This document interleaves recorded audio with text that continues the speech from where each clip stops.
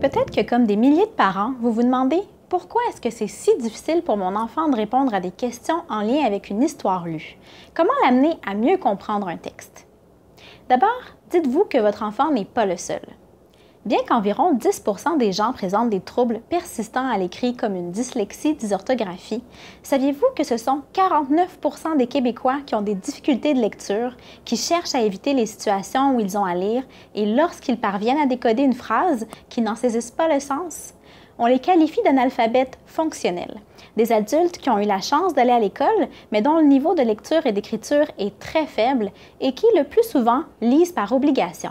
Je sais, vous ne voulez pas que votre enfant fasse partie de ces statistiques. Il faut comprendre que lire, ce n'est pas que décoder des symboles. C'est comprendre, apprendre, s'informer, se divertir et réinvestir ses lectures dans son quotidien.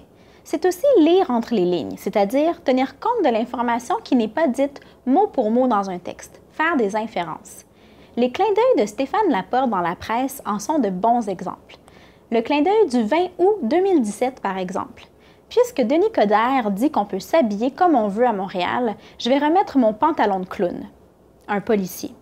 Pour comprendre la blague, je dois me référer à mes connaissances antérieures et décoder certains sous-entendus. Par exemple, Denis Coderre égale maire de Montréal et pantalon de clown égale pas pantalon de clown, mais pantalon de camouflage comme moyen de pression de la part des policiers. Pour comprendre un texte, un enfant doit réaliser une série d'inférences comme vous venez de le faire, particulièrement à partir de la 3e année du primaire, parce que les questions auxquelles l'enfant doit répondre après sa lecture ne sont plus toutes écrites textuellement dans les paragraphes. L'enfant doit activer ses connaissances antérieures, faire des liens et des déductions. Comment développer la compréhension en lecture chez mon enfant? Voici 5 trucs. D'abord, transmettez à votre enfant l'amour de la lecture, en l'encourageant à lire à tous les jours et pas seulement ses textes d'école. L'enfant doit avoir accès aux livres, doit pouvoir les toucher, les manipuler. Le livre « Trucs lecture » de Julie Provencher regorge de conseils, plus de 385 trucs en ce sens, facilement applicables au quotidien pour transmettre l'amour de la lecture aux petits et aux grands. Lire des histoires aux enfants, c'est comme leur mettre de la crème solaire, sauf qu'au lieu de les protéger contre les coups de soleil, vous les protégez contre les problèmes de lecture et d'écriture pouvant survenir plus tard à l'école. Bref, agissez avant l'entrée à l'école en conservant l'intérêt de votre enfant pour la lecture de textes portant sur différents thèmes. Visitez les bibliothèques et croque-livres de votre quartier. Numéro 2. Amenez votre enfant à lire le titre de l'histoire ou du texte. Il s'agit d'une stratégie toute simple, mais qui est souvent oubliée ou peu exploitée par les enfants.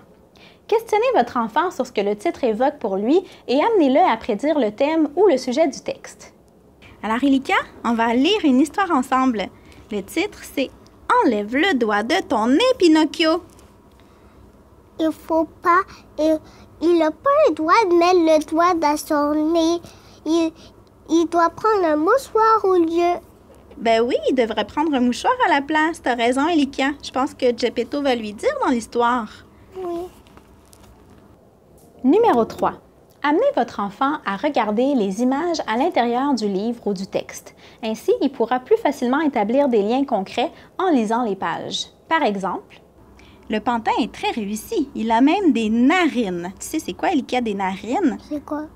Les narines, c'est les trous qu'on a en dessous de notre nez. Regarde-moi. Ça, c'est mes narines. Toi aussi, t'en as 2. Numéro 4. Demandez à votre enfant de mettre en évidence les mots qu'il ne comprend pas au fur et à mesure de sa lecture. Lorsque votre enfant ne comprend pas un mot, amenez-le à trouver un mot de la même famille ou un mot qui lui ressemble.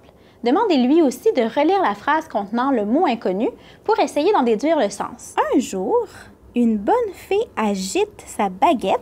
Ça veut dire quoi, agite sa baguette? Ah, ben c'est une bonne question. Regarde la fée. Qu'est-ce qu'elle fait avec sa baguette? Une bonne fée agite sa baguette. Ah, c'est quoi si elle est en train de bouger sa baguette? Oui, c'est ça. Agite, ça veut dire bouge. Elle bouge sa baguette. Numéro 5.